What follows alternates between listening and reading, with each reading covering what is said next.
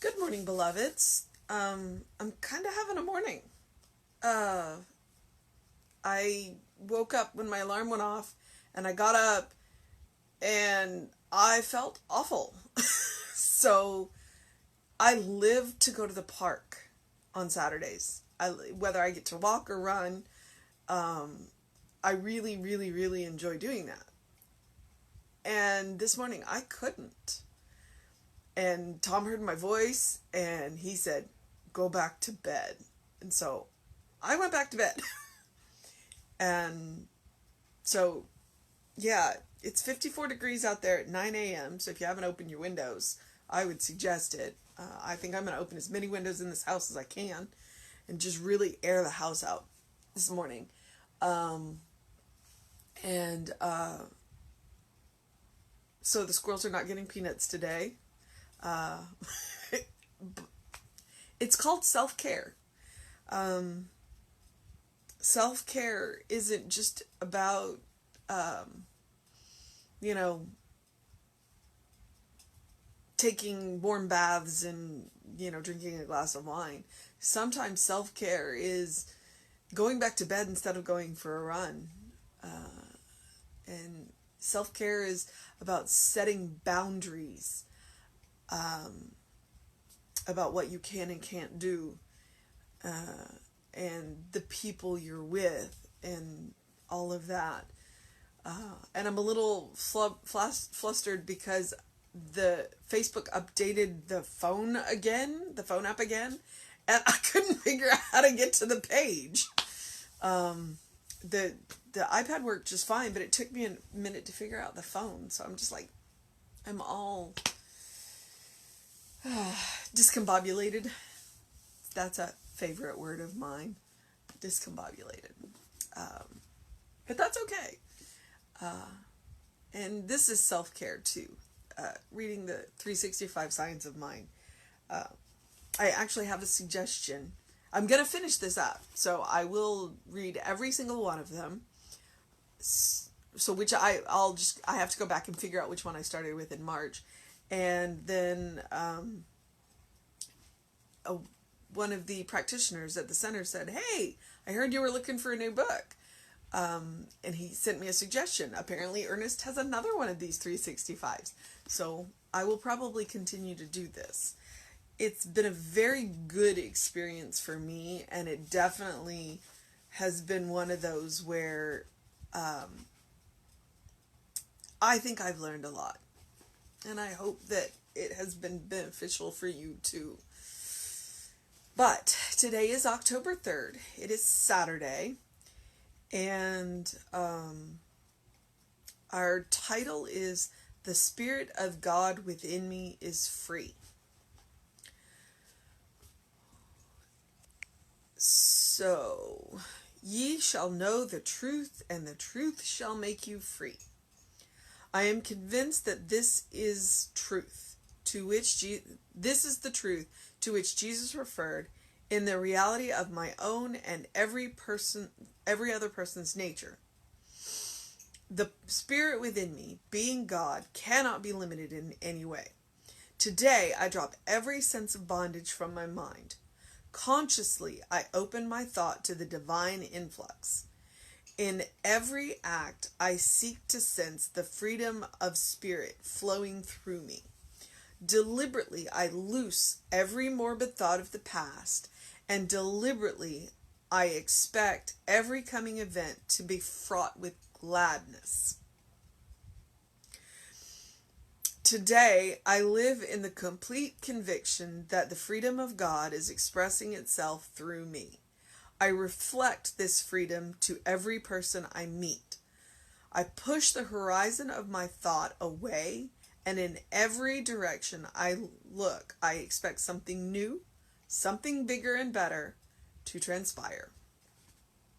I know that limitation and fear do not exist in God's kingdom. I know that even as the sun melts ice, so the light of the Spirit within me dissolves every obstruction in my path. Under the influence of its divine ray, everything unlike the perfect nature disappears. My entire thought, will, and imagination are saturated with the divine presence, which forever proclaims, "Behold, I make all things new." Today, I let nothing enter my thought that would contradict the allness and the goodness of spirit. The divine shepherd is ever with me, guiding, counseling, and leading me into pathways of peace, freedom, and security. My cup of joy runneth over with the gifts of life. Unhesitantly, I accept them. The Spirit of God within me is free. All right. If my voice sounds a little different, it is allergy season for me. I am allergic to ragweed, and the ragweed is big and beautiful, which is probably why when I woke up this morning, I felt awful. It behooves me during allergy season to change my pillowcases more often. Which is a pro tip. If you wake up in the morning all sounding like, change your pillowcases. Another one, which I should do and don't do enough, is to literally take a damp washcloth and wipe down your hair. We tend to take a whole lot of allergens with us in our hair, rub them all over our pillows, and then rub our face in them all night, and you wonder why we wake up congested. So that's why my voice is a little off today. All right, so the spirit of God within me is free, and I think that's really interesting. And today in the reading, he used words in ways that I wasn't expecting. So yeah, that's I every day, every time I'm going to encourage you, buy this book, read them, because he puts punctuation in strange places and he uses words, and you're just like, wait, what? It's a lot of fun to read, but sometimes he catches me off guard and I sound a little odd, which I enjoy. Okay, so the spirit within me is free. The spirit within me is free. We talk about being limited mortal beings with a infinite spirit within us. So the only limitation on spirit are the ones that we ourselves are putting on there. Ye shall know the truth, and the truth shall make you free. Every now and again, I'm like, I should tattoo that on myself. I probably won't. But, it's something I could, if I had dry erase mirrors, I could write on my mirror. That's always a good idea. If you've got a phrase that really speaks to you, then putting it up on your mirror would be a good way to do it. And dry erase is an innocuous way to do it because it wipes off. I am convinced that this is the truth to which Jesus referred, is the reality of my own and every other person's nature. So we're all free because of the spirit that we carry within us, the spirit that makes up the body that we wear, the spirit that makes up the world around us. But we've been taught that we're not free. We've been taught that we are, I don't know. I mean, for Pete's sakes, look at your own history and what have you been taught? What have you been taught about your nature? What have you been taught about your world? What have you been taught about your place?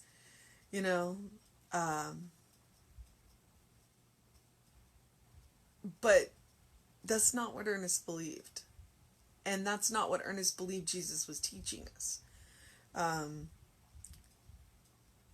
That Jesus came here to show us that we are so much more than we think we are.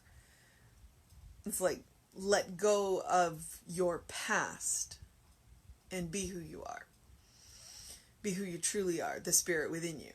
The spirit within me, being God, cannot be limited in any way. So any limitation to spirit that we are doing is an illusion.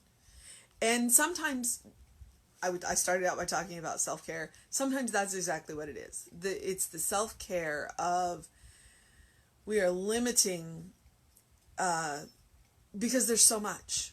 We can only take in so much information at a time. And so sometimes we limit the information that we're taking in because. So, but even that's an illusion. You have access to all of the information all of the time. But for you to process it could be a little overwhelming. So you choose what you want to see and what you don't want to see, which could explain some interactions with people that you have. It's like, are we not getting the same information? We watch the same thing happen, but we're not getting the same information. No, because they are choosing to limit the information that is coming in a certain way that makes them feel more comfortable. And I said that, yes.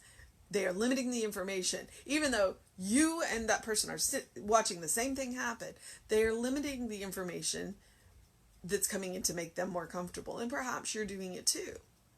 And that's one of the reasons why they frequently say, if you want something great to happen, get out of your comfort zone. Because then you will stop limiting the information that is coming in. You will take in information that makes you uncomfortable. And it will make you move. And it can help you to create amazing things. Today, I drop every sense of bondage from my mind. Consciously, I open my thought to the divine influx. And when you're working on a problem, we don't work on problems, we work on solutions. That's the Science of Mind way. There's no better place than to open up and say, all right, hit me with it. Bring it on. Let the information and the ideas and the solutions flow. So go to that still quiet place and turn on the hose. In every act, I seek the sense of freedom of spirit flowing through me. Deliberately, I loose every morbid thought of the past. And what it reminded me of is we frequently say that the principle is not bound by precedent, which means you are not bound by your past. It doesn't matter how it happened in the past. You can move beyond that. Whatever happened in the past, whatever your family history is, you can let that go. That is your right. It is your birthright. And deliberately, I expect every coming event to be fraught with gladness. I have never heard fraught used with a positive term. Earnest is just really cool. So, fraught with gladness. Today, I live in the complete conviction that the freedom of God is expressing itself through me. I mean, have we ever walked out and just declared to the world, the freedom of God expresses through me? I honestly don't think I ever have. So today is the day. Even though I probably won't leave my house today. So the freedom of God is going to express itself in my house. It might get some stuff done though. I reflect this freedom to every person I meet. If I want freedom for myself, then I want freedom for everybody. And so I am shining that light of freedom so that it sparks the thought within them that, hey, I too am free. I push the horizon of my thought further away and in every direction. Okay, wait. I push the horizon of my thought further away. I'm going to think things that I've never thought before. And in every direction I look, I expect something new, something bigger and better to transpire. Expect the good. Sharon is always quoting Emma, look for the good and praise it. So expect the good. We're so busy expecting and preparing for the bad. It's like, why not do the other thing? Why not expect the good? Why not prepare for the good? It is sensible to take precautions, but expect the good. Expect to win. Expect to triumph. Expect to, get over. Do it. I know that limitation I know that limitation and fear do not exist in God's kingdom. I know that even as the sun melts ice, so the light of spirit within me dissolves every obstruction in my path under the influence of its divine ray. Okay, so the light of spirit within me dissolves every obstruction in my path under the influence of its divine ray. Well, there's nowhere God's not, which means every obstruction is under its divine light. So when you are facing an obstacle, divine light it. Like, imagine that ray of divine light shining on that obstacle. Because one of two things, well, actually probably one of multiple things, but I'm going to give you two options here, will happen. And one of them will be that the obstacle will literally melt. Or the divine light will show upon it, and you will see things about that obstacle that you hadn't seen before, and you will see a way to get over it, to get under it, to get through it, or you will see a way to pull a thread and have it just collapse in front of you. The divine light can reveal things that we didn't see before that will help us to manage what is going on around us. So, there's an amazing power in literally envisioning the divine light shining on whatever it is that you are working on. Everything unlike the perfect nature disappears, meaning it goes back into the no thing that it really is. My entire thought, will, and imagination are saturated with the divine presence. That's what we've been working on all year. We've been working on the divine. We've been working on consciously unifying with the divine presence, because we are unified with it. But if we're not actively, thinking in that unified way, he's been preparing us for this. He's been preparing us all year. Okay, conscious, recognizing that God is all there is, recognizing that we are made up of the divine stuff, recognizing that we are God expressing itself. So now we're starting to hit that. Remember, we're in the month of fulfillment.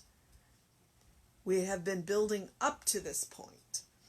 So we are saturated with the divine presence all the time.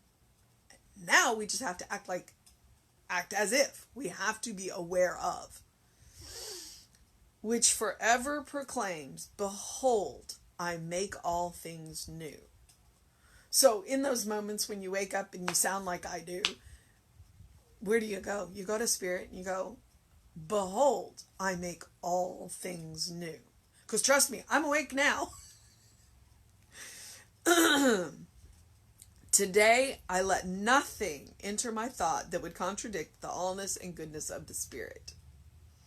I am focused on the world that works for everyone. The divine shepherd is ever with me, guiding, counseling, and leading me into pathways of peace, freedom, and security. My cup of joy runneth over with the gifts of life. Unhesitantly, I accept them. The Spirit of God within me is free. And something that I have come to say is, how big is your cup of acceptance? Because he says, my cup of joy runs over with the gifts of life. Well, how big is your cup of acceptance? Because if your cup's a thimble, it's going to overrun pretty quick. Go get a bigger cup. Go get a bigger cup. Because you are God expressing itself. And you deserve joy. And you deserve more joy. And you deserve all the joy. There are going to be times that we are going to get down and we are going to do the work. And we're going to do the messiness. But you deserve the joy as well. And so if you're not getting enough of that, get a bigger cup of acceptance. So, our mission today, should we choose to accept it? And I've already told you what it is. So now let me go back and reiterate it. Our cup of joy. Our mission today, should we choose to accept it, Where is it? Today, we live in the complete conviction that the freedom of God is expressing itself through us. That's our mission today. The freedom of God is expressing itself through us. And maybe that changes how you move through this world today, and maybe it doesn't. That's up to you. But I'm going to encourage you, as I do every day. Do something loving for yourself, do something kind for yourself, do something compassionate for yourself. Today, that action for me was to go back to bed instead of going to the park. I will have compassion on the squirrels another day. So, self-care. I don't think we do enough of it sometimes. And when we're ragged, it's more important, but it's important, but it's more important to do the self-care before we get ragged. All right? So I have already opened 3 of the windows in my house, and so I'm promptly going to go and open more windows so that I can get some fresh air in this house and bring a fresh perspective in. So I encourage you to open the windows of your house right now. Do something that engages your mind and your body. But also, open the windows of your soul and allow the breath of heaven in. Allow the breath of heaven to come in and to wash out all those morbid thoughts that get in the way of your good and your allness. Allow that breath of heaven to remind you that you live in heaven now, to remind you that you are the beloved child of Spirit, in whom Spirit is well pleased, in whom Spirit has always been well pleased, and in whom Spirit will always be well pleased. The good thing about Spirit is there is no time. So there is no time that Spirit has ever not been. Spirit loves you. And I love you. But I'm going to move into doing whatever today brings me, because I honestly don't know. Outside of I'm going to go take care of this voice. All right. Do what you need to do to have a wonderful day. And if that includes rest, do that. Bye, beloveds.